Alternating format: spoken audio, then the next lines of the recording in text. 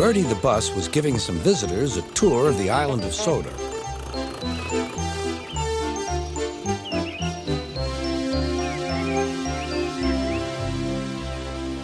It was their last afternoon, and Edward was preparing to take them to meet Bill and Ben.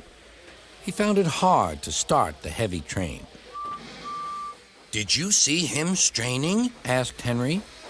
Positively painful, Remarked James. Just pathetic, Grunted Gordon. He should give up and be preserved before it's too late. Shut up, burst out Duck.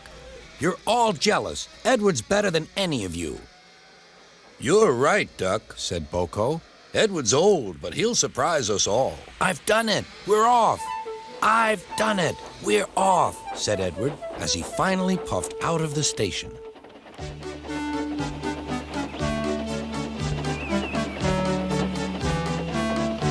Bill and Ben were delighted to see the visitors. They loved being photographed. Later, they took the party to the China Clay Works in a brake van special.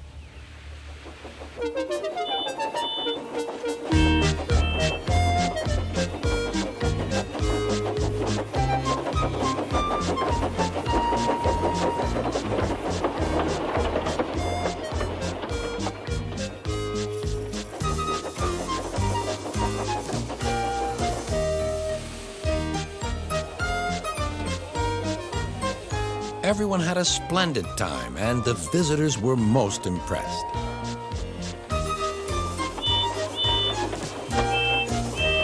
Then Edward took the visitors home.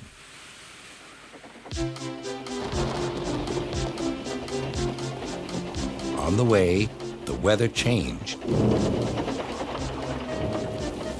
Wind and rain buffeted Edward. His sanding gear failed, and his fireman rode in front, dropping sand on the rails by hand. Suddenly, Edward's wheels slipped fiercely, and with a shrieking crack, something broke. The crew inspected the damage. Repairs took some time. One of your crank pins broke, Edward, said his driver. We've taken your side rods off. Now you're like an old-fashioned engine. Can you get these people home? They must start back tonight. I'll try, sir, promised Edward. Edward puffed and pulled his hardest, but his wheels kept slipping and he could not start the heavy train. The passengers were anxious.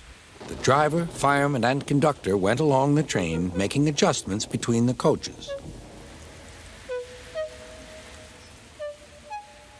We've loosened the couplings, Edward. Now you can pick up your coaches one by one, just as you do with freight cars. That'll be much easier, said Edward. Come on, he puffed and moved cautiously forward.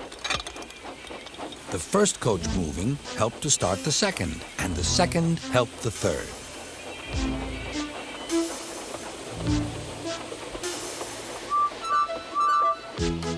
I've done it! I've done it! Puffed Edward. Steady, boy, warned his driver. Well done, boy! You've got them! You've got them! And he listened happily to Edward's steady beat as he forged slowly but surely ahead.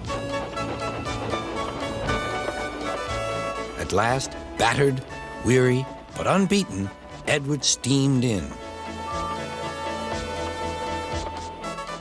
Henry was waiting for the visitors with the special train.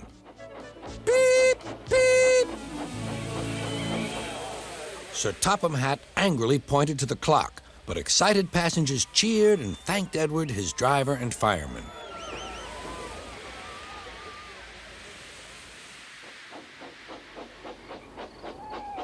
Duck and Boko saw to it that Edward was left in peace.